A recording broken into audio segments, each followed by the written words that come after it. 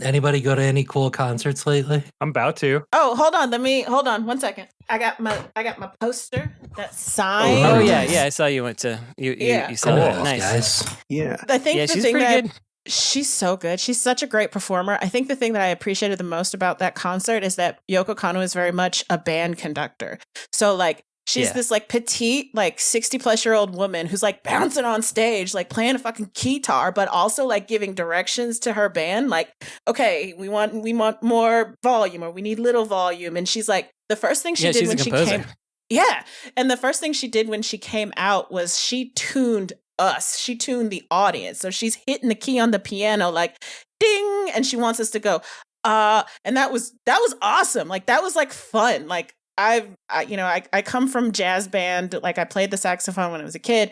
And so just, I guess I didn't think about it till I thought about it now and putting those two together. Like I have been conducted by, my favorite like conductor in the world and across all of my life. So yeah, it was a great performance. It was so much fun.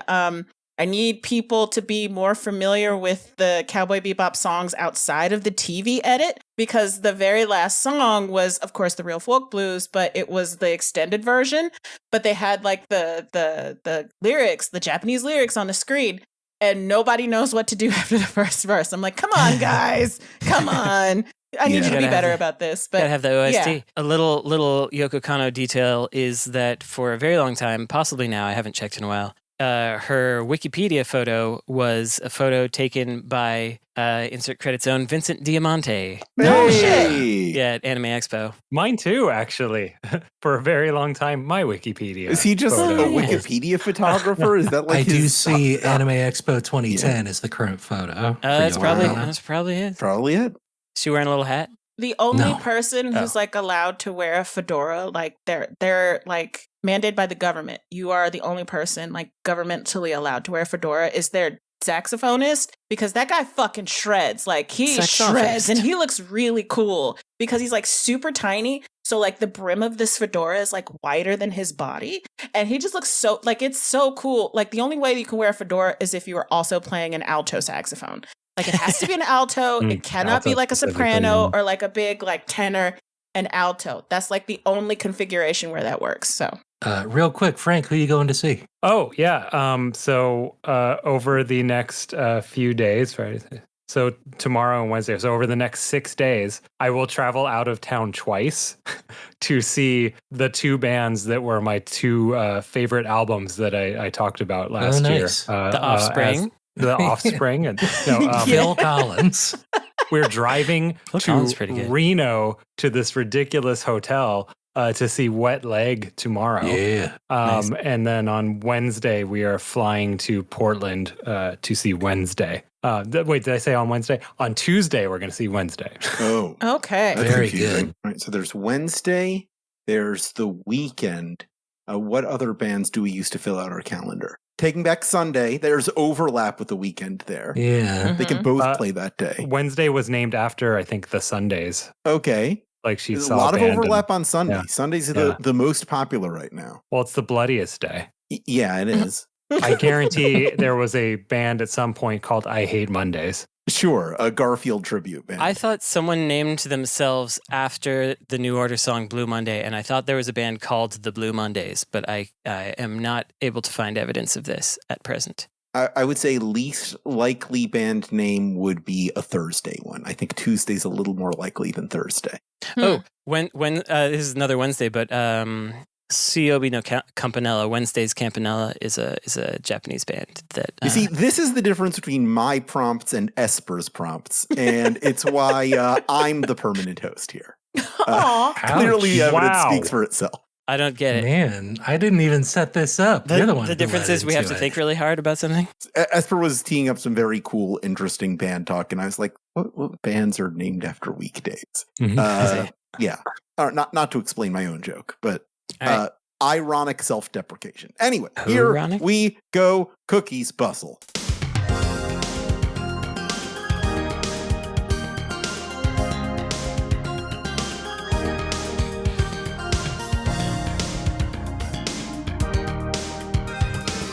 Bustling makes me feel good. This is episode 437 of Insert Credit, our Cookies Bustacular. 6 weeks ago, our own Ash Parrish spent 4 credits to make the panel play an obscure Japanese indie video game from the 1990s that one unpleasant patent-trolling weirdo did not want you to see, and now we're going to talk about it with only occasional interjections by a radical buzzer. I'm Alex Jaffe, Bombo World Olympics judge. Oh, I'm Frank Cifaldi, Bombo World food vendor.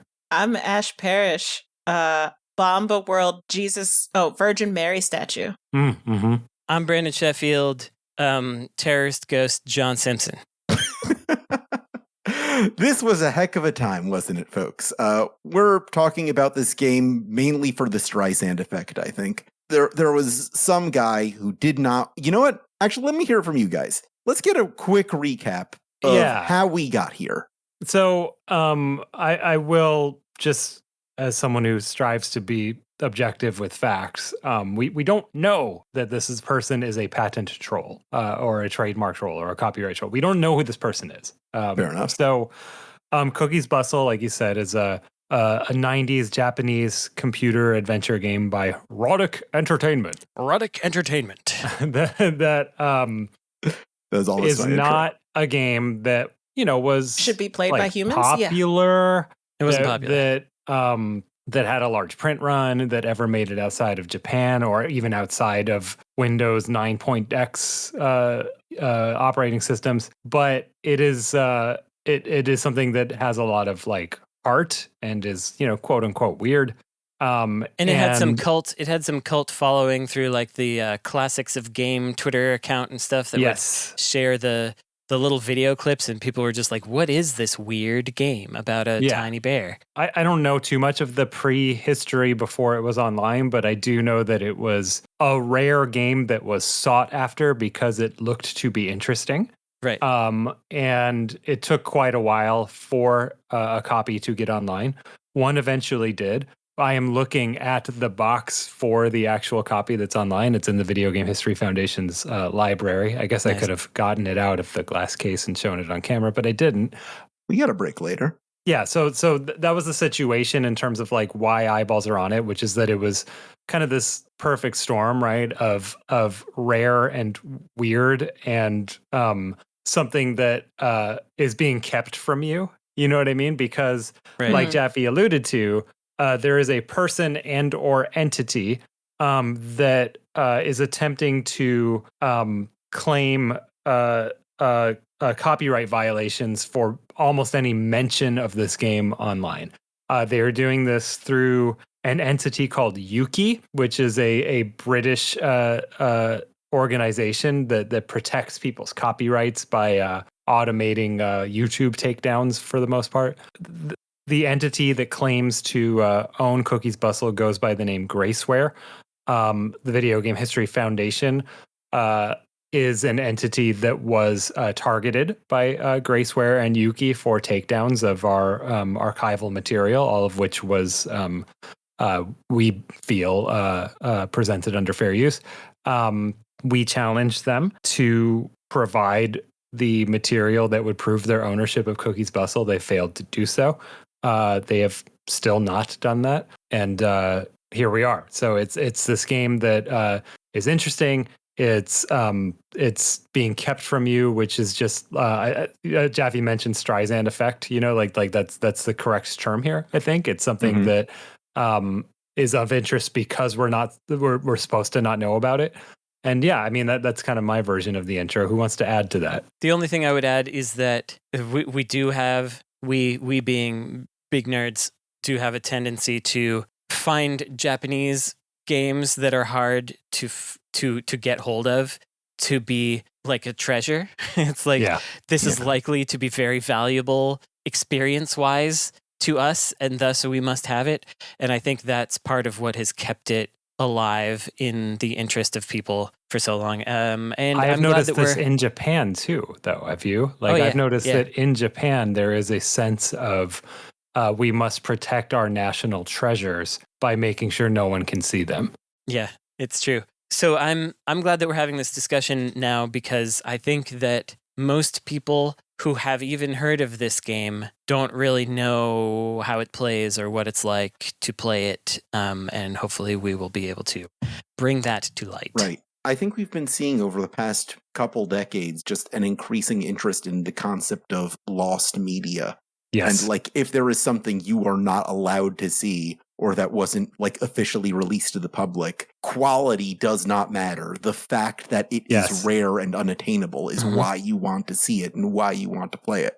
As someone who started the first lost media video game site. Sorry, second. I recently found out I was technically second. And the other person who started one is also named Frank.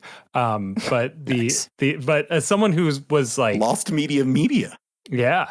No, it's still that site's still around. Wow. That's it's Games That Weren't, I think, or Unseen. No, I think it's Games That Weren't was Frank.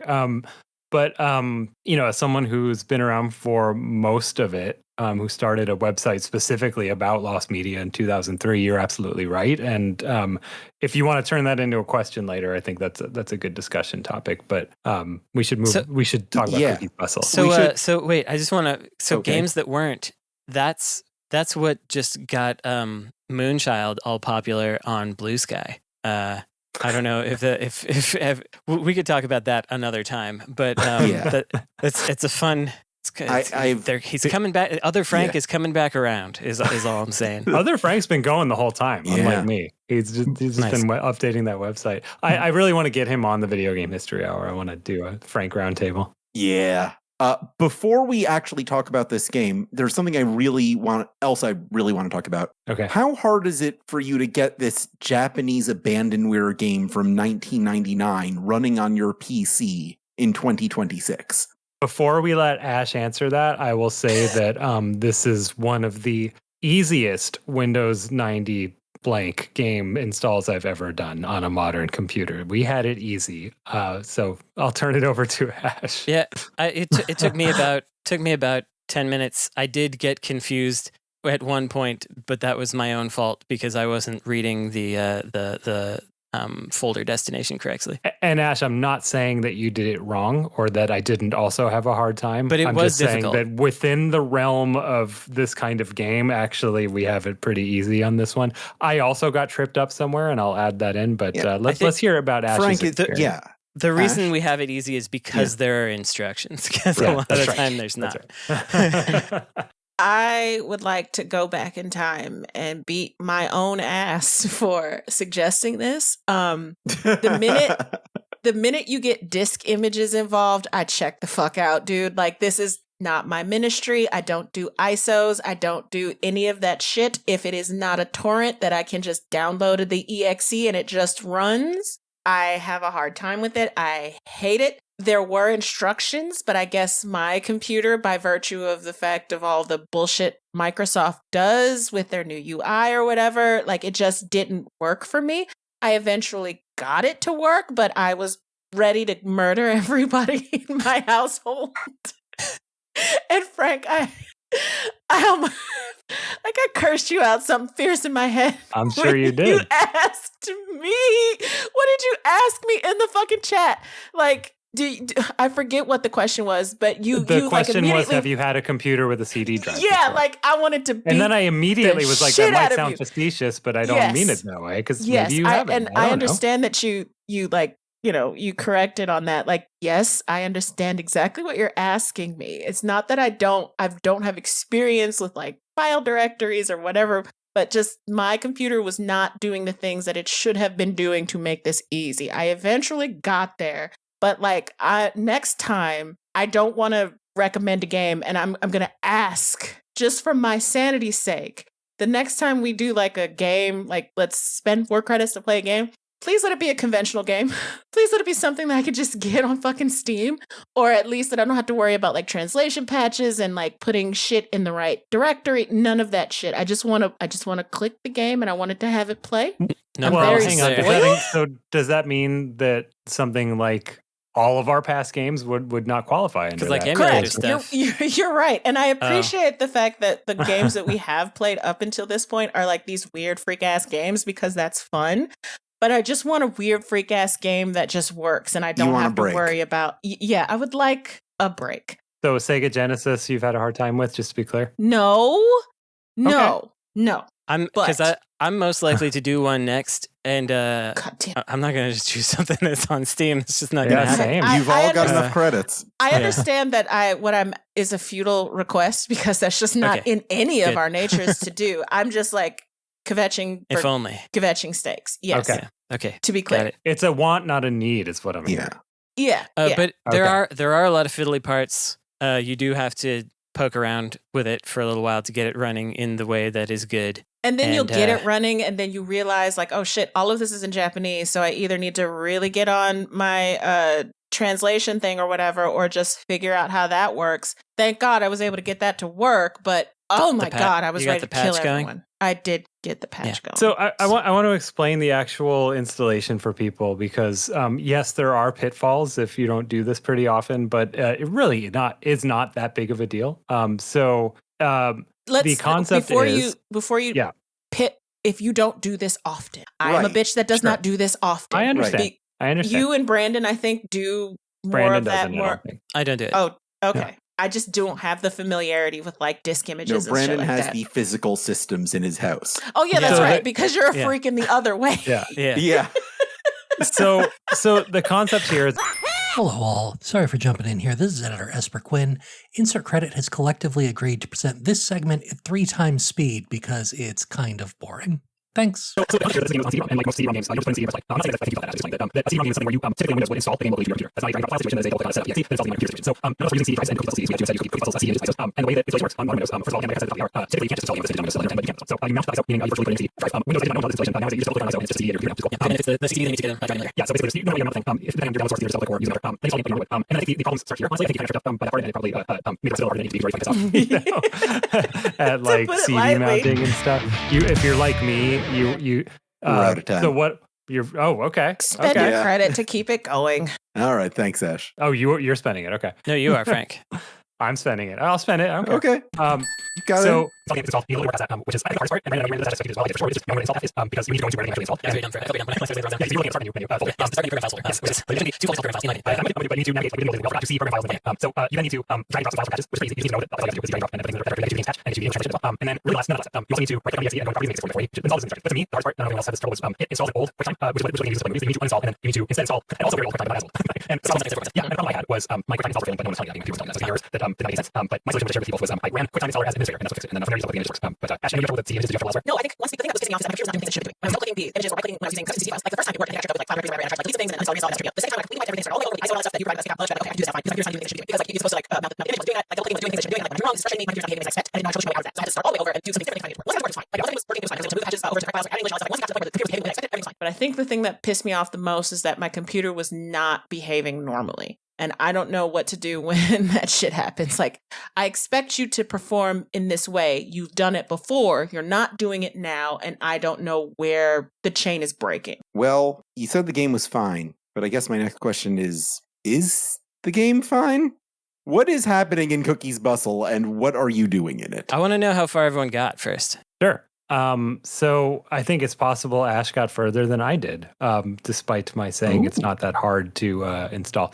Another hang up I had is that I crashed the game after like an hour plus of playing. And I think it's because I didn't put in the patch, not the English patch, the like patch.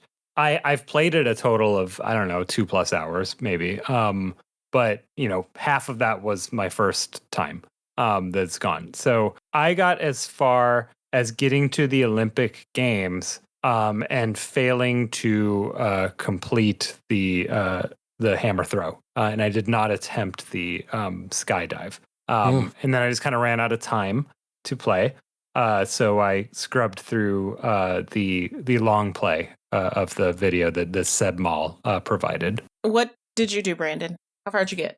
You're looking at Olympic gold medalist. Nice. Over here. Once again, Brandon Sheffield taking the credit home. Don't never underestimate a 5-year-old from New Jersey who is a gold medalist and loves her grandma. We're putting that on a t-shirt.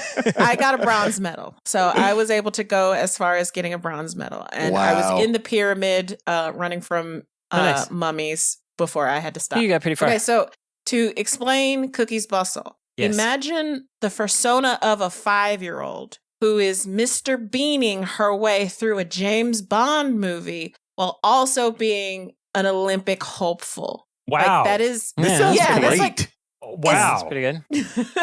This- Like, that's I'm the really best way that I impressed. can, to This is so describe good. that. Yeah. Mechanically, it's an adventure game where you interact with things like with most like point and click adventure style. There are some Yes. mini games where you That sometimes fucking have to use the suck. keyboard, and so the let me tell you, it gets worse.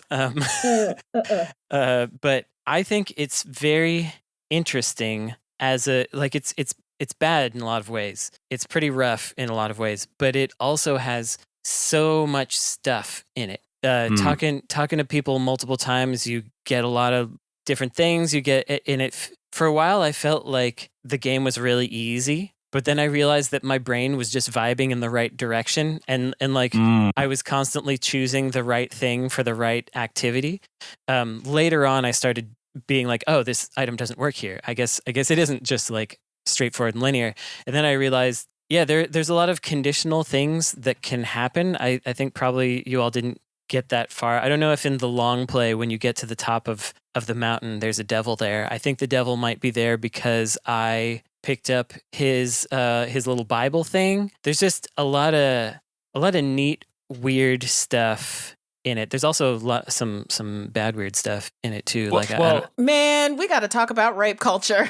Yeah, Oh, boy. for sure we do. What I want to add about the conditional stuff is that, so I think the design of the game is very simple in that you walk up and talk to people, and I suspect there's a very linear path of you've talked to the right person, which unlocks this other event, this other screen over, and you have to do that. So the first time I played before the crash, I talked to everyone I saw. And that gave me this very nice linear progression where I talked to creepy security guy. I went in. I talked to this lady who's like, last night I got drunk and I shot the fountain and then it stopped working. But it's okay because my boyfriend's a cop. Haha. That's the humor of this game. Which I believe unlocked the little girl with the cat, Leonardo. Which I didn't see that, so that didn't unlock that. You never got Leonardo? No, I got Leonardo, but I didn't okay. see the conversation about the cop. Oh, maybe you don't need about that shooting part. the fountain. Yeah, I don't think you need But that I part. think getting Leonardo is what unlocks the doctor walking around, Must be. which is what gets you the box that goes and fixes the fountain. So Yeah. I think it's just, I think that's the game. Is that, but then also finding little collectibles and stuff that go in your inventory that are solutions to puzzles. But there's also a hunger, thirst, and sleep system that And does not potty. need to be there at all. Yeah. And potty, you're right. Just absolutely does not need to be there, but it's invisible somewhere.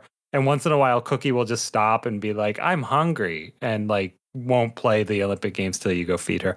But what I'll say about So she's like Pac-Man. she is like Pac-Man. It was has a getting lot to you of can Pac-Man get too, tired isms. so much that you die.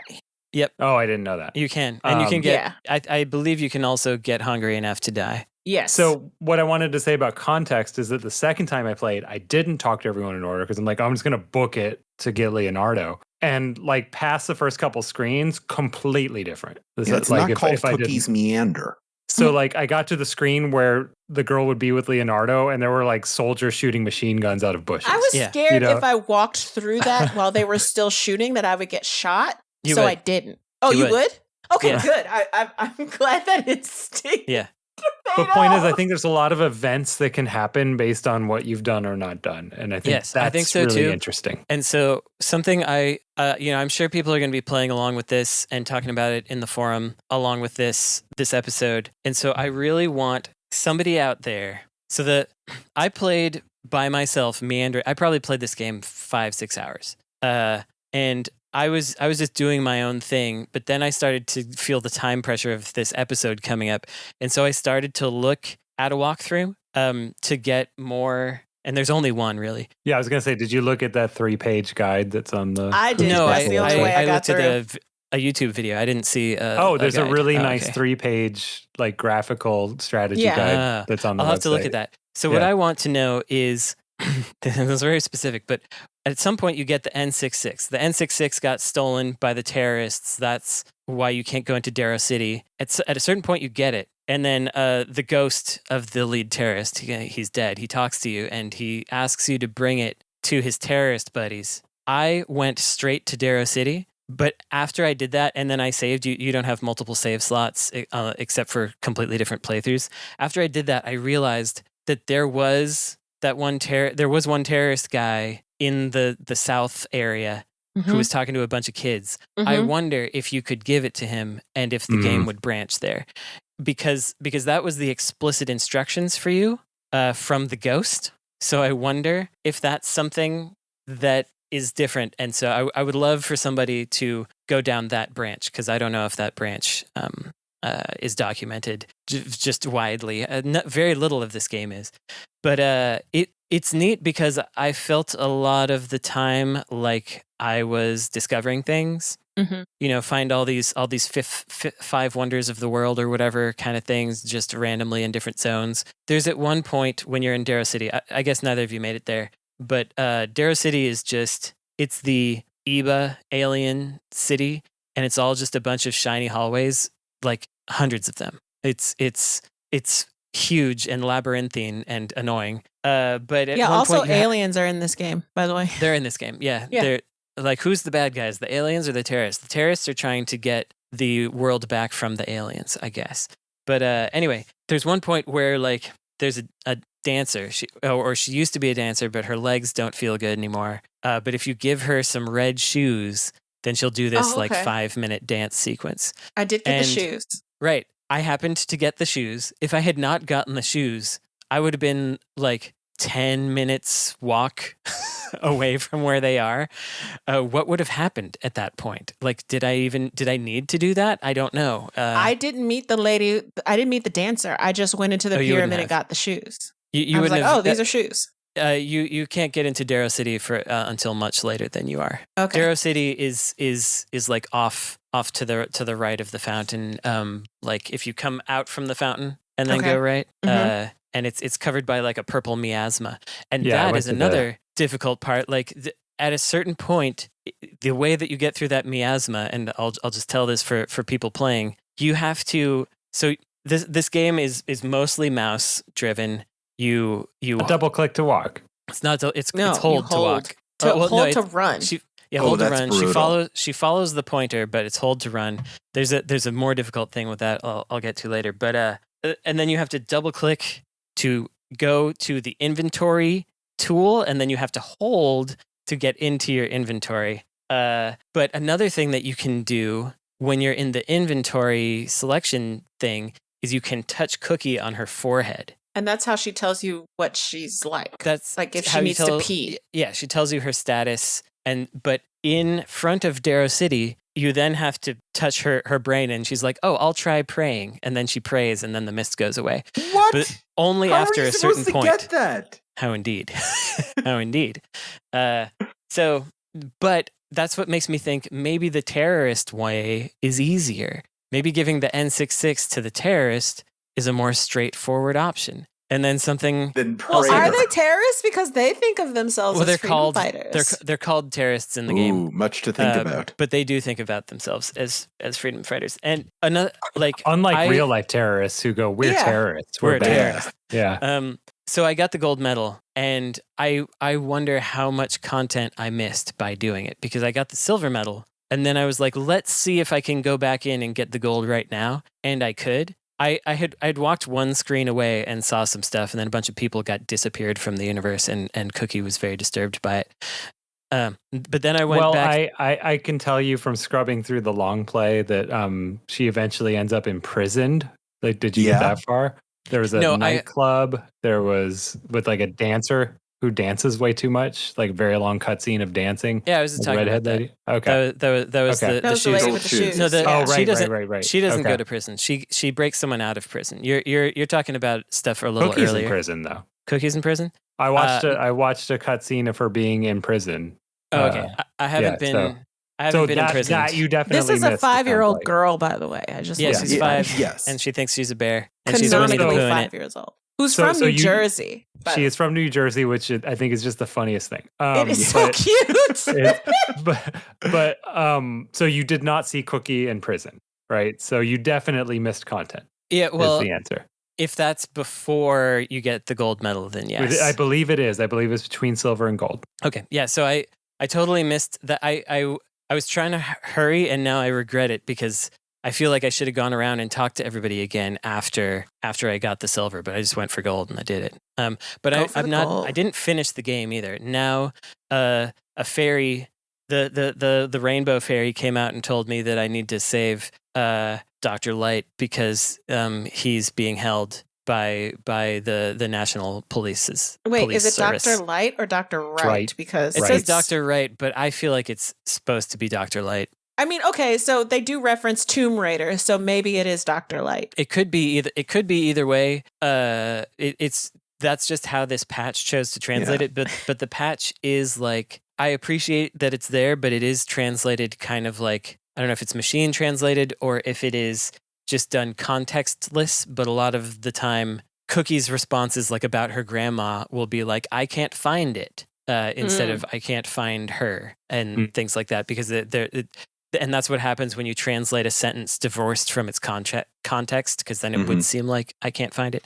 Anyway. Yeah, translating off a spreadsheet. Pretty A cool lot of game, games though. in the 90s sure did feature a protagonist from a different game just dead as an Easter egg in another game. Laura Croft is just lying dead on the ground in the And in the pyramid. I do really appreciate that you can walk over to her corpse and you can pick up her gun and she's like, "I don't need this," and she just chucks the gun. I'm like, "Yes, Yeah. Cookie, you don't need this. That's great." Yeah. Because I thought it was gonna be a 5-year-old walking around with a fucking blinky. Strapped, yes. Like, do I need to shoot these terrorists? Like, I don't understand. Yeah, but the game is not. It's not very good. The mini games are tough, but it is interesting and compelling because of the mysteriousness of it, and I want to know what will happen, and I want to know what could happen. Like, something that I'm pretty sure is not in any of the walkthroughs is at some point you can get an alarm clock, which will just make it so that you don't oversleep when you go into the bungalow.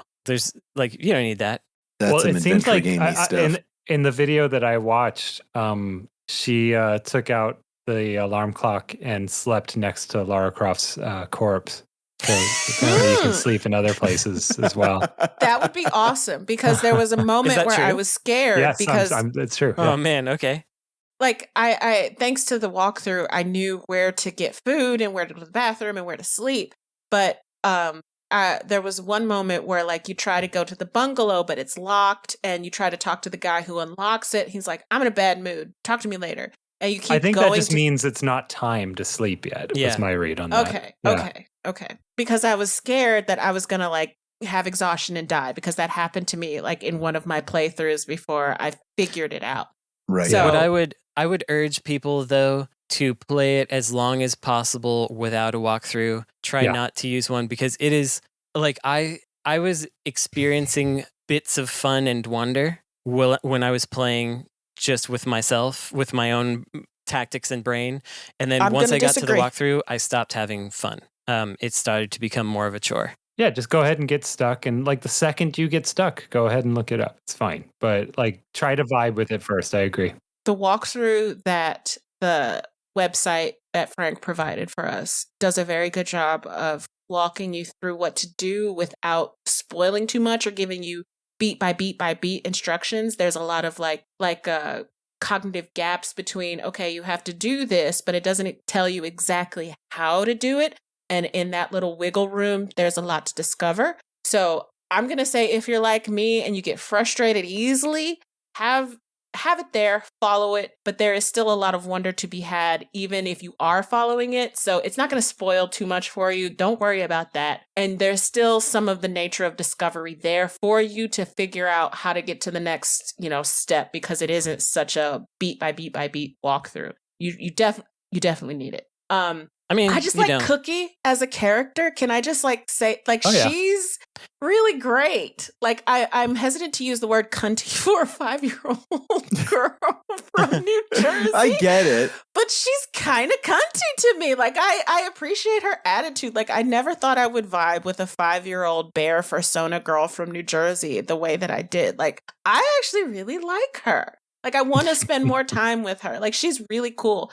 The thing that I don't You can understand why Mr. Bustle wanted her for himself. That's the thing. Like, boy, howdy, do we do a little too much shit with a 5-year-old girl. Like, there's a moment, because you have to go to the bathroom, like, you'll go into the bathroom and there's like a man in the girl's bathroom, like, oh, a cute little girl, and she runs away screaming from the bathroom, and you have to like go in again in order to actually use the bathroom. And then there's another moment where she gets like not molested, but like not molested, but like assaulted by this police officer, and she's like, he wants to hug her, and she's like, no, you can see that I'm cute. You don't have to touch. You just look with your eyes. I'm like, oh my God, like, do we remember that this is a 5-year-old girl here? Like, why are we? Well, yeah, doing I think that this is the problem with a Japanese game from the 90s, in my opinion. I feel like sometimes people felt like that was compulsory, like you had to include something like that. I don't want to paint a whole no group age of game limit on developers sexual japery like that, but it just the incuriousness with which that is done feels so it just feels like something we had to include because it's normal, is what it felt like to me. So that right. is it is, and it is gross because the cop is like, oh, you're so plump and smooth. Yeah. That's pretty bad. And you have to do it in order to make the fountain turn on, which is required for proceeding. So that's weird. That's weird. Don't like that part. I want to ask a more general question. Cookies Bustle was a game that was made by 8 people. And I'd like to ask, just characteristically, other than the idea of budget, how does a small batch video game feel different than a large batch video game? Well, so I was really thinking about how, though I knew it couldn't have been made by one person, it really felt like one person's series of ideas to me. And the way it kind of bounces around tonally felt like just like, oh, I like this, let's do this. But I think a small group of people, you're more likely to get that kind of auteurish weirdness going, where it feels like, and I guess it was probably a handful of people's perspectives, but this game has it's got a lot of negative things in it, but it has like female characters voiced by obviously male people. It has you two wouldn't have gotten to this point, but it has 2 men making out on a bench very loudly. It has things that are like, that feel like somebody was trying to figure out what their perspective was or something. I don't know. There's some people were really trying some things and they wanted to do it in this format. Why I don't know. It's the kind of thing that feels like they were compelled by something to put this out there. And I love it. Like, to Bustle. Watching or playing this game, and you run into like the lady with her little pram, and she's walking around like, oh, my cute baby, but it's actually a doll. And just like one of the things that surprised me about Cookies Bustle in relation to me is like, I realized that when I get older, I want to be like one of those older stereotypical Japanese anime caricatures of the old lady who, like, think Tokyo Godfathers, the old lady in that one. Like, I want to sound like, and I want to be like that kind of girl. Like, that is what I want to be when I get older. And I just running into those kinds of characters in Cookies Bustle, I'm like, oh, that's gender. Like, I'm into that. Like, that's the kind of old lady that I want to be. And I don't know why. It's just like, that's because they're so flamboyant and they're not inhibited by their age. They're just like, living their life, and they're being really cool, like uninhibited by the fact that they're like a 60 or 70-year-old lady. I'm like, that's what I want to do when I grow up. Like, that's the kind of person I want to be. I would say a small batch, if we're talking about it as number of developers as the Batch video game does not have the edges sanded off for better and for worse. Absolutely. One of the things that's really rough about that game is if you're trying to move through it fast, whenever you enter a new screen, there's a clock that spins around to tell you that you can't interact with anything yet. No matter where you move your cursor while it's spinning, it's gonna zip back to Cookie as soon as it's ready. And sometimes it zips behind her. So if you're trying to keep moving, sometimes you'll move back to where you came from. I hate that. That happens all the time in fucking tank controls. That is a bitch and a half. Yeah. Something I'll add to this question is I think something in support of what Brandon said, which is that it feels like it is the vision of one person who like had employees or, coworkers maybe like implementing his vision. I think the tone of this game is fairly unique. And also, I have no idea how to describe it. And I think it's because it comes from someone's brain and he doesn't have to explain it. You know what I mean? Like, it strikes me as something where he didn't have to sell his vision to anyone. He just said, no, do it like this. And they shrugged and said, okay. And it works. So it sort of works. But you know what I mean? Like, I can't imagine, like, having an inspiration board for this game or something, you know what I mean? Or like concept art, like it's just like, it just feels like someone who knew exactly what they wanted. And it's just executed perfectly to their vision. And because he never had to explain it, it's pretty weird and unique, but cohesive also, like just the way everything meshes together. And I don't just mean the game design. I just mean like the tone of the world and the character. Like there's terrorists fighting aliens and it's not serious and it's also not played for laughs. It's somehow in the middle of those two things. And then you have a French fry hammer throw. Exactly. Throw a potato into some hot oil. The impression I get of Cookie's Bustle is that it's imitating the kind of logic of a 5-year-old girl's playtime, where it's just like kind of loosely connected concepts drifting from one to the other. That makes a lot of sense because you doing whatever she has in her toy box. Yeah, and then kids are smarter than you think, and they absorb more than you think they do. So imagine a 5-year-old girl like growing up around 9/11, and you hear words like terrorists and bombing and all that kind of stuff. So you absorb that, and also you want an Olympic gold. 9/11. Yeah, fair. This is before 9/11. Still, like that, just that idea, like you've got this small child like picking up the bits and pieces of things that they hear in their everyday life and like mashing them together in this gigantic toy box. So yeah, I actually, that makes a lot of sense, Jaffe. That's actually a really good explanation for some of the things that go on. Kind of like an Attack of the Friday Monsters situation.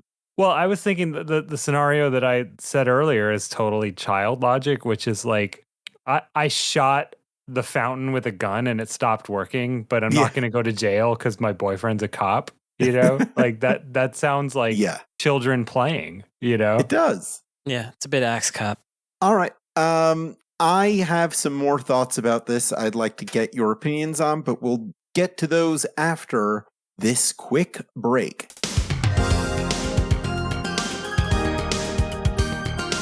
I forgot to wear my Cookies Bustle pin, so I also did. Oh, nice. Wait, there's pins and I don't have one? That's right. You get it only if you beat the game. It prints one out from the CD drive. We made 20 of them in my house and gave them to friends at GDC. Oh, that's so cool.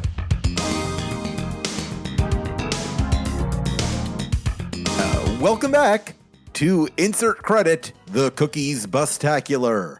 It's time for us to go to the question hole. This is the part of most episodes where we feature a question asked by one of our patrons at patreon.com/insertcredit, where for just a few dollars a month, you can get access to the question form that lets you submit questions, monthly bonus episodes, and other fun surprises. For instance, I do a monthly gotcha pull for the $10 a month subscribers, where you can pull a random video game or otherwise character to keep or trade or brag or sob about. And if you are at the $25 a month or more level, then you instantly get admission into a special Violence Island bracket, which we'll be doing just for our listeners in like a week or two.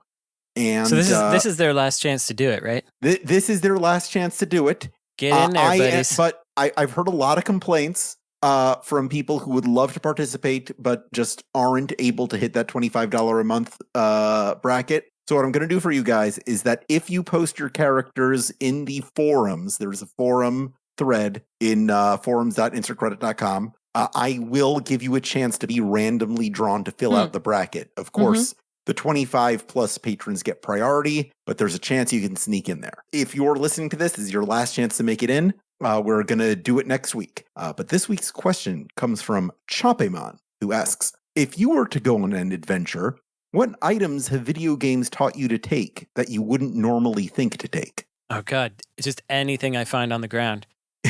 So if it's hidden from view and I find it, that means I need it for sure. This will come in handy later. An elixir. I need my HP and my MP. Every time I see a screwdriver in a video game, I'm like, oh, I'm going to need this. So screwdrivers. I actually think that sometimes when I see a screwdriver in real life, I'm like, probably going to need this later. I used to do that with toothpicks. I was like, wherever I'm going, I'm going to need toothpicks for some reason. I'm going to need a tiny little wooden stick. Crystals. So for like our astrology girlies and our crystal girlies, like keep a crystal so you can whip out a safe point at any time. So Okay. I was going to say, like, you mentioned screwdrivers, and for me, I get that adventure game ping when I see something out of context. Like if I'm walking around and there's just a screwdriver where there shouldn't be a screwdriver, just out in the wilds. Like that's like, oh, that's an adventure game inventory screwdriver. Yeah. That's something I'm supposed to pick up because I'm going to need it later. It's part of my quest. So I do have that itch, and I have for a long, long time. I don't know that. I mean, the question was like, what do you carry around? Oh, if you go on an adventure, what would you carry around with you because video games taught you? Yeah. Screwdriver is a really good answer. Screwdriver, knife. Yeah. And things that like pry is like what I would start with. Yeah. Ways to get out of jail. Yeah. I think prying is going to be more common than like cutting on our adventure. But you know, depends. Like, what if I'm on a boat and I need to get up to the top real quick? I cut a rope and I go zoop. What about that? That's true. Yeah. I just think like inventory space. So I think like backpack. Like I was in New York last week and I went on an adventure and I found this like really cool like warehouse that's broken up into different shops and shit. And I bought a bunch of stuff like, you know, Japanese snacks and beer and things like that. I forget what the name of the place is. It's in Brooklyn. But I felt like I wish I had more like something that I had on my back or some kind of like backpack or book bag so I could carry it. Otherwise, I'm just lugging around like these two big, you know, grocery bags on my arms. And like, you know, I need my arms to do my physical, like, you know, attack. So like things that can enhance your inventory. So like belts, backpacks, things like that, inventory expansion. That's what I think of. I think you got to realize that on this adventure, you're statistically speaking, you're probably not the protagonist. So what you should bring along is a voice recorder so that when you die, someone else gets to experience environmental storytelling. I can leave it around somewhere. Yeah. Yeah. But like a one-use only voice recorder. Exactly. Like you can only do one message. Yeah. Well, you should bring like 6 of them, but like string them along. Because your story is multi-parts, and if you find all the parts, if the hero finds all the parts, they get the achievement, that they completed your story. So one-off voice recorders, and I think you can get them really cheap on like AliExpress or something. They use them in like greeting cards, you know, like those little guys. Okay. You buy a half dozen of them. You get 6 for the price of 5. You might as well make it a multi-part quest. Yeah. You know, I would do them as greeting cards too. Yeah. I would do like Hallmark greeting cards that you open them up and it's like day 12. They're that actually sounds like a great at the doors. A great way to like fuck with someone in real life. Just like record one of those things and then just throw it and have somebody pick it up and think that they're on this like epic quest to find something. We're this close to finding the cure. Yeah, just like leave random. If you can hear this, you can hear this, don't talk to the green man. Exactly, like that kind of shit. That would be fun. I think we've answered this. Good job, Chopemon. So you talked about like getting into the head of the developer of this game and what he intended. What I found was that he does have a name, and it's like right on the box. Yeah, Keisuke Harigai. Yeah. Yes, I have right here. I found an interview he did in 2001 where he was asked what this game was about, and what he said was, "I designed Cookies Bustle with the European market in mind." What? What does that mean? I mean, okay, so it makes sense because she's from New Jersey, and if there's which is in Europe. Europeans love it's a bitch from New Jersey. It's true. It's true. Jersey Shore was so popular. Sopranos there. were really big around this time. The Sopranos weren't even made. Okay, he said Europe. It's for Europe. Yes, he said he made this game trying to make a game for the European market. LucasArts games were gigantic in Europe. So LucasArts point click stuff. Okay, we're getting somewhere. Yeah. So like Germany, France, Denmark. Yeah, and if we're talking about early CD-ROM adventure games, a lot of those did come over to Japan, and that was like the first inkling that the Western game developers were doing something interesting. Yeah. Aside from Wizardry, I guess. Yeah, RPGs, Black Onyx, stuff like that. Yeah. Yeah. But that's an interesting perspective. I guess it kind of makes sense in a way, except for all the game part. that doesn't make sense.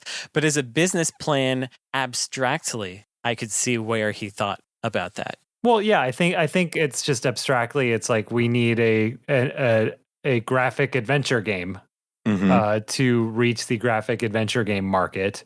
Yeah, but it can't be all talky, so we have to add these bullshit ass mini games. Well, yeah, was 1999 already too late for that? No, absolutely not. No. Grim Fandango was 98, and also, when did this start? Probably 97, right? Yeah. So I think they had the right they had the right mindset, which is like, let's make one of those, and then I think they didn't understand the appeal of those. I think that he didn't really understand how they were designed, and what it was about the existing designs that people liked. I think he just kind of like. I think the idea of graphic adventure got filtered through someone who didn't necessarily like graphic adventures, but made one anyway. And I think that explanation instantly makes sense to me. As soon as you said that, Jaffe, like, it's like, yep, that's what happened. All right. Here's my last question. Well, that's canon. Just Frank's answer is just canon now. That's okay. That's it. Yeah. I think that's it. Yeah. Unless, what does a European video game mean to you, Brandon? Oh God, I don't know. Arpeggios and bouncing collectibles. Yeah, I'm trying not to say arpeggios and bouncing pickups and characters that look like blobs or something else that's really ugly. But that's what my brain thinks about. Yeah. It's just that era. I think European video games in the common era are like they drive cars. So CE. That's right. It's like it's like an American game, but one step in one other direction. And it's like, I hate. Because then you get like real weird, and you're gonna piss off everybody that works at Eurogamer. So don't do it. What I mean is it. I feel like the Western game industry as a whole has been pushing generally in the same direction, but. When it's a French game or a French Canadian game, because like the ladies are super sexy for no reason. Are you sure? That's one thing, and you know that it's like from a Scandinavian country when it's like slower paced, everyone's quieter. I feel like it's not like you can actually the stereotypes aren't one to one, but it always has like a different flavor and spice to it when it's from a country in Europe rather than from the United States. It feels like we all moved in the same direction, but we fractaled out just a little bit at the very end. That's probably a better way to say it than all that other stuff I said. Instead of all the racial profiling I was trying to do. Yeah. Ash, what do you think a European video game is? Truck simulator. I guess. Yeah. Farming simulator. Mm-hmm. Any like super accurate life sim, That's Germany specifically though. That's European. Yeah. That's very much the only like Football Manager simulator, any kind of like I think of genres more in terms of geographical locations than anything else. So like your simulators, like your Total War, like that's like your super crunchy strategy games and stuff like that. That's European to me. Not to use a disparaging term, but like Eurojank. So like the Metro 20 whatever's like that is also like European to me. I don't know. I'm gonna stop talking before I say something. Yeah, it's hard to talk about this without becoming a jerk. Mm-hmm.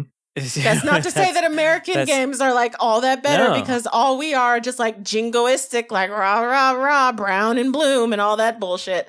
So I like a lot of games from. I mean, I think Poland's games are very interesting right now. Not that you can again categorize a whole group, but it's like you got a lot of technical proficiency combined with some like odd design ideas that came from just like a different world, basically. I love that stuff. Also, they're like texturally colder. They're cold games. Like if you were in the environment of this game, just like you have the to wear war a coat. we fought with the USSR. Oh, Cold. I don't remember that one. I'm too young. No, I mean, just like, I feel like, Expedition 33, like you have to wear a coat. Like, what's the one with the robots that have the sexy robots, Atomic whatever? Like, I feel like you have to wear a coat when you play that game. Yeah. Disco Elysium, that's a coat game. Like, you wear a coat. I think you're onto something here. Coat games, yeah. European games, you wear a coat. American games, you don't, because you're usually in some kind of desert shooting something. Yeah.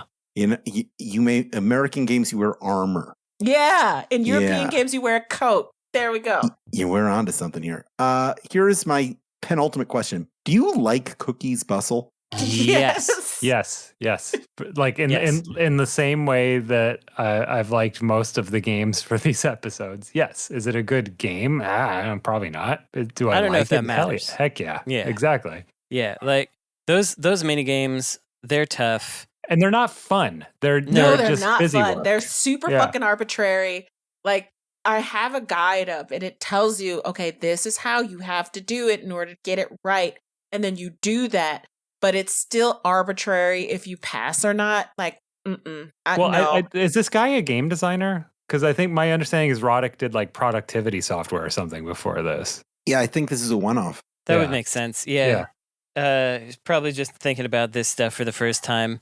The skydiving minigame is only the third most difficult. Then I'm glad I stopped where I stopped, because the way that the skydiving minigame works is that you have to double click to jump. It's American skydiving. You jump out of the plane and then you have to do 3 tricks. You have to deploy your parachute and you also have to hit a target. So you click to do different tricks. It's not like a Tony Hawk situation where like certain inputs or whatever you can do a trick. You just click.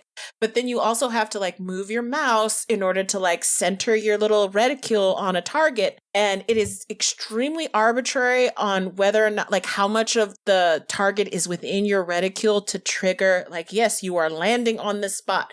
Because there were several times where like most of the target was within the reticule before it went to like the cutscene that shows, if you successfully land or not, where I would not successfully land. I'm like, what the fuck do you want from me? And then the time that I passed, I felt like, oh no, this is another fail. Like, oh no, you passed this time. I don't understand. I don't get it. There's no way to like practice.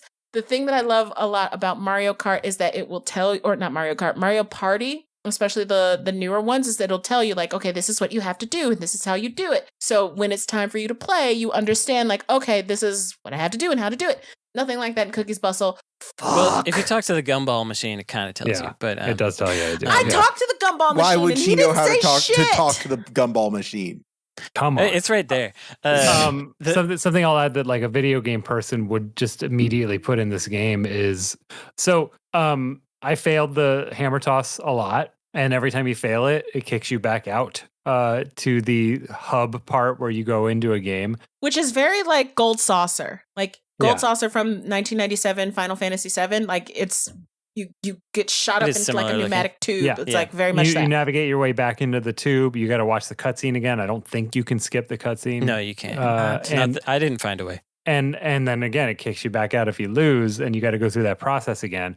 And on top of all of that, your meters are continuing to drain as Your you invisible continue meters. doing. Yeah. So I think, even if you were stuck with that bad game, I think as a game designer, you would just make it so that you could try it over and over infinitely and choose to quit as opposed to get kicked out every time. And that's just like a first time, sin that is just really easy to spot in something like this. Yeah. It's like Mr. Bones kicking you out to the title screen for one loss. It's One like of not Frank's nearly pet as peeves. bad. So the next ones you have to do are there's swimming, which is super easy. Swimming is the only easy one.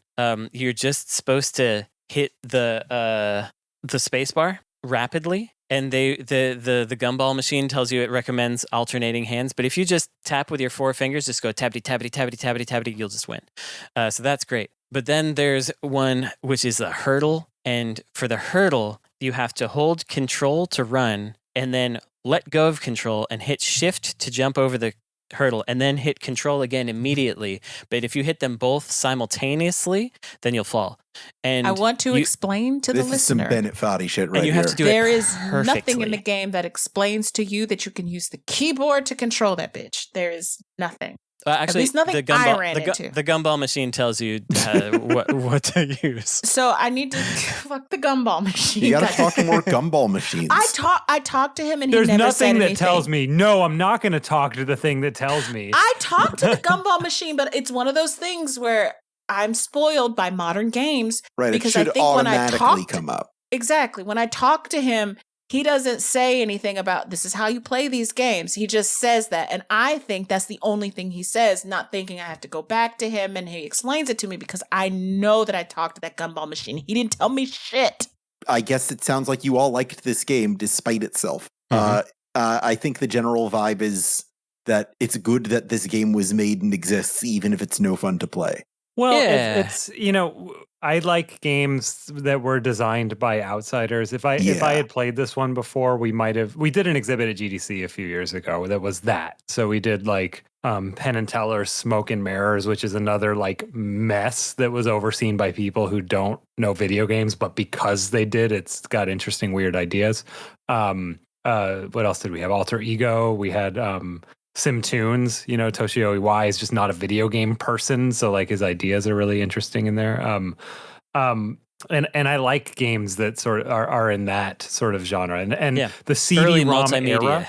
Yeah, exactly. The CD-ROM multimedia era is the best era for that. That's when you get like occasionally you get like visual installation artists going, maybe this is the next media for art, and they make weird experimental things. Or Because of the accessibility of the tools, anybody could just make a PC game. a lot of it, yes. In this case, yes, because this was made in Director, and Director is a very accessible tool. But in addition to that, I think it was more of a gold rush. I think that suddenly there was this media that allowed you to store 600 something megabytes of material, and it just felt endless. And Myst really opened the doors, like the existence of Myst and then its success inspired a lot of CD-ROMs, and it inspired a gold rush of thinking like this is the future.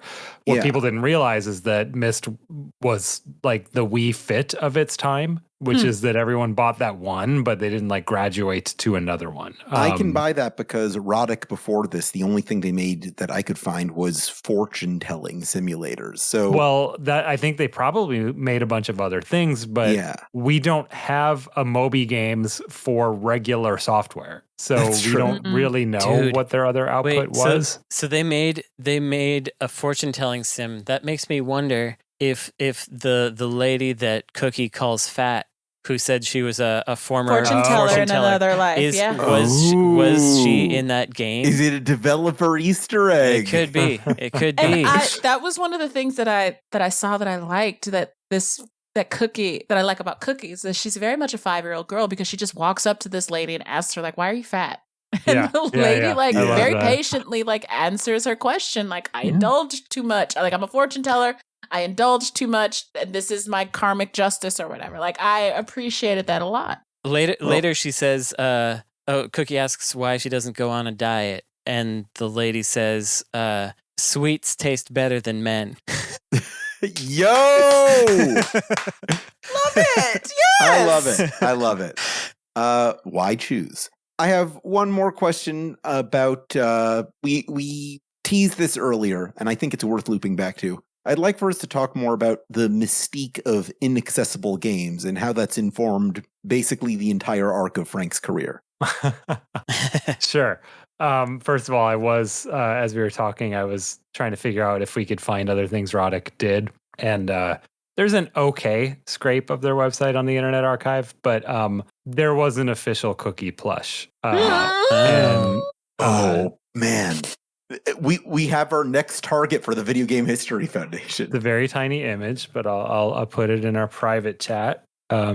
It's looks great. There she is. I love Cookie. I There love is. her. I really okay. So the question was, we're exploring the mystique. The mystique of inaccessible games and what draws us to them. Okay. Yeah.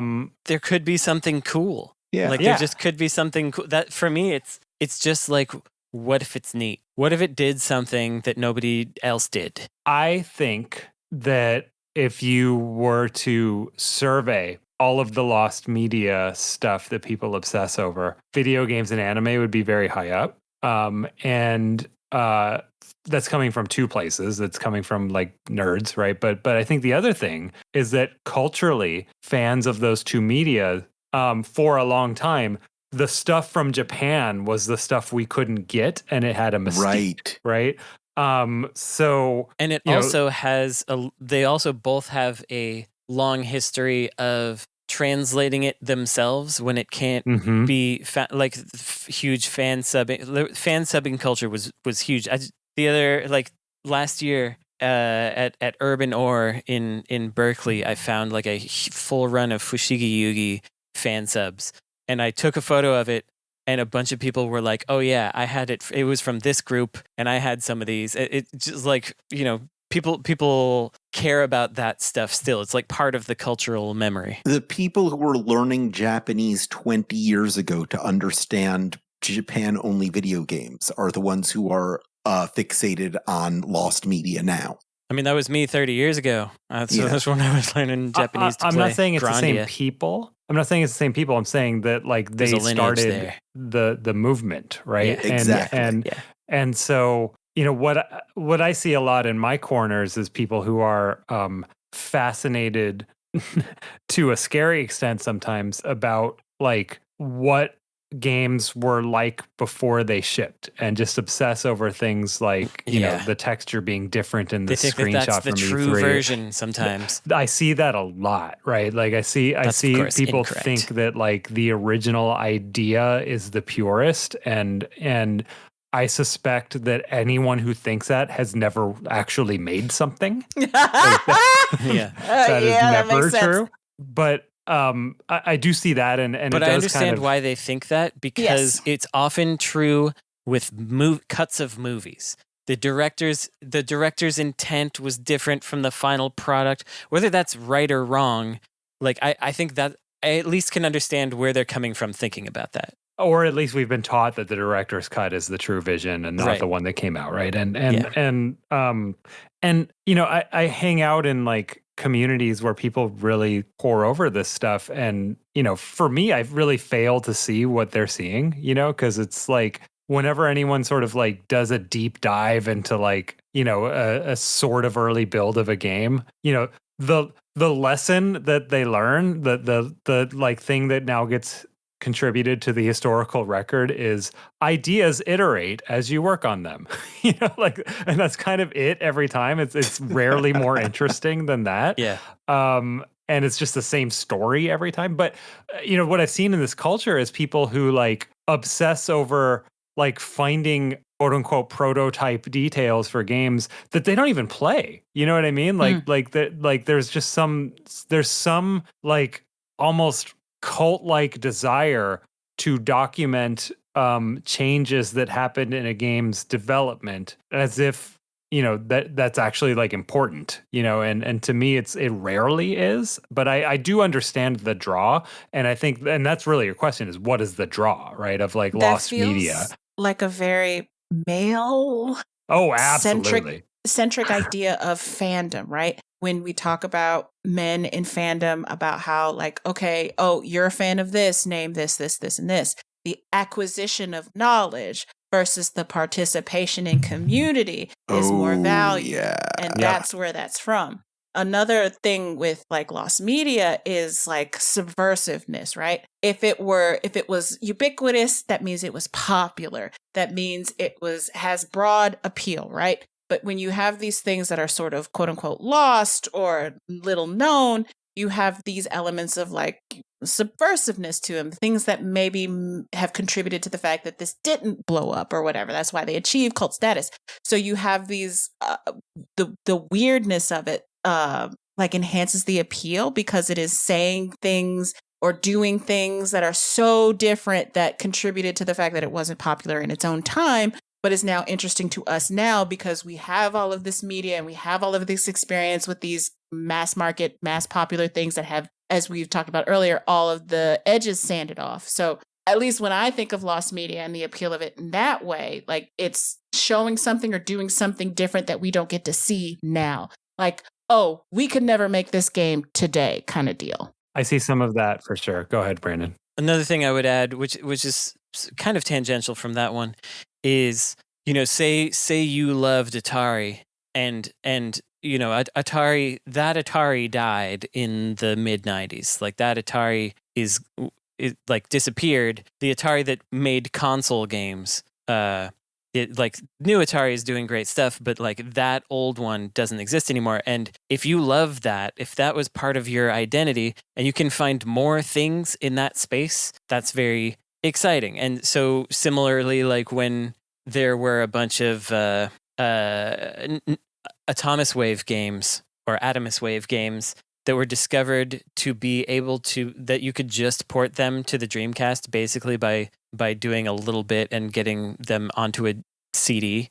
It was very exciting because it's like now there's 11 more Dreamcast games that were made at that time that you can play now. And if you love the Dreamcast, like the Dreamcast is back. I think there's just a little bit of that, like if you happened to make part of your identity about this particular company or platform or something, finding more on that platform is very exciting. I agree with that. You know, I get that sometimes, which is like, I'm not excited.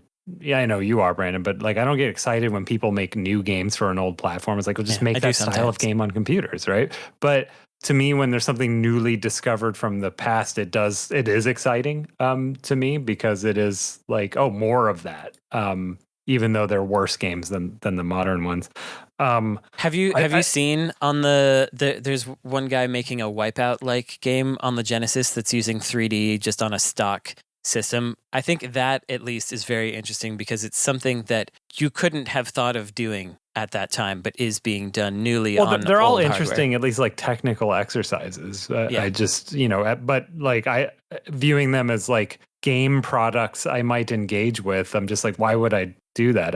There's so many games on Steam and it's not, you know, they're hobby projects. It's just like, why would you start a band? I have plenty of bands. You know what I mean? Right.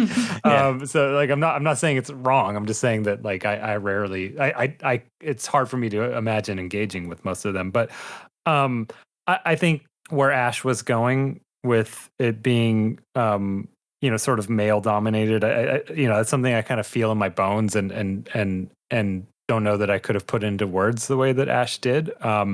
So I do feel that, but I also feel this sort of like, there's almost like a conspiracy theory thing with it for me as well that bothers me. It you know, it reminds me of like QAnon or something. Like I see a lot of people in those sort of communities that think that things are being like held from them, that there's like the secret game that's better than the one that came out, you know, that is being withheld from the public and needs to be freed. It's very like it's almost like a Zack Snyder kind of thing too, right? You know, right? Is it because there's so much overlap between video game culture and computer culture, like the hacker voice I'm in of it all? Honestly, I think the situation that Frank is describing has more to do with the discussion about our authorial intent Yeah. This is being, it's not necessarily being kept from you because they don't want you to know this. It's because like, the executives or whatever, they decided they wanted to make this product more commercial. So they took all the good bits out, and this is the slop that we get versus, the pure, unadulterated, straight from the mind of Zack Snyder, Hideo Kojima, or the guy who made Cookies Bustles. Like, that's more appealing to them.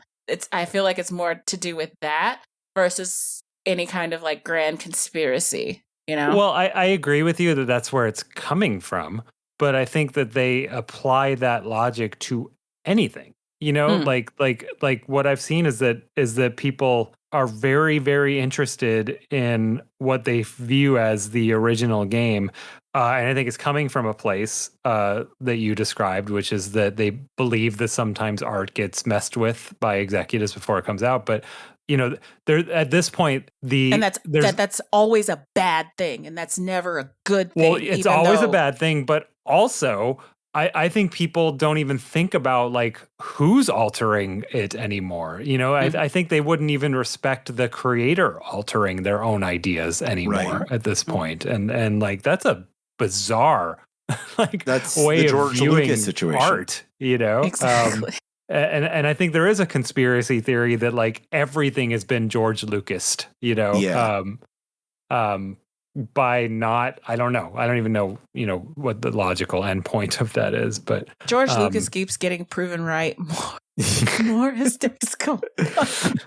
And I think we owe that man an apology. Not for replacing all that stuff with CG. I mean, there's really no reason to do that. But whatever. I've got a lightning round here. This is experimental. I call this lightning round recommendations. Now, how we play this is it's just like a regular recommendation segment, except we're running really long, so you each have 1 minute to do it. Brandon, you start now. Oh my God! Check out the theme song from Moonchild. The game that has been rediscovered recently by some Dutch people. It's a funny song, and it's all over the blue sky, and that's kind of fun. That's it. Okay, Frank, you have 1 minute. I'm trying to make it in the spirit of this show, and nothing's firing, so I'll just recommend that if you want to actually see the Cookies Bustle like packaging and manual. I did bring the box because Jaffe asked me to, but then he didn't tell me to hold it up. So if you're watching the video here, if you actually want to see the scans and stuff of this, archive.gamehistory.org, we have a commercial games section where we did put up, the manual, the box, and indeed the long play in lieu of having the game available. And we're one of the only resources that has said no to Yuki, and they've not been able to fight it. So there are other places to see this game, but so far, like, we seem the most bulletproof. So the archive.gamehistory.org. Oh, really hitting the post there. Ash, you got 1 minute. The only thing I can recommend is pizza. Eat some pizza. Pizza's great. Good rec. Pizza. You got a favo topping? I'm very fond of sausage, green peppers, and onion. That's my go-to pizza. I'm a spinach man. I'm not a green peppers man. I think green peppers are for posers. Green peppers are red peppers that didn't age and have no flavor. Wow. Yeah, that's my hot take. Yeah. It's the truth. It's the truth. Green pepper is a red pepper that hasn't aged. Brandon, pizza? What, my topping? Yeah, what's your pizza topping? You got 19 seconds still. You always got to try the cheese at any place. That's how you know if it's a good pizza. Yeah, 100% agree. Cheese first. Yeah. It's like rice at Asian restaurants. Like, I always judge Asian restaurants by how well their rice is done. They're just plain white rice. I'm a plain cake donut judger myself. Yeah, if I go to an ice cream place, I always try the vanilla first. You gotta establish a baseline. All right, I think that went pretty well. The credit, as previously established, goes to Brandon because he played most of the game. It's time for my recommendations. I'd like to recommend, and I'll start the timer to see if I can hit the post here. If you enjoyed this episode, please leave us a review. You could also keep us going directly with your patronage at patreon.com/insertcredit, where we are taking our final gotcha polls for our Violence Island game. If you'd like to sponsor our show with an advertisement or a personal message, you can email me at show@insertcredit.com. You can also join our community at forums.insertcredit.com or find us on youtube.com/insertcreditshow. Special thanks to friends of the show, Only Ghosts, Kyle Brown, Corey, Alexander Davies, Will Roar, Jordan Thornquist, Death Strandicoot, Sean Patrick, and Plasma Goose. This episode was edited by Esper Quinn with music by Kurt Feldman. I'm Alex Chaffee. I'm Frank Cifaldi. I'm Ash Parrish. I'm Brandon Sheffield, and every day I'm bustling. Bustling, bustling, bustle, bustling, bustling, bustle, Exactly. bustling, bustling.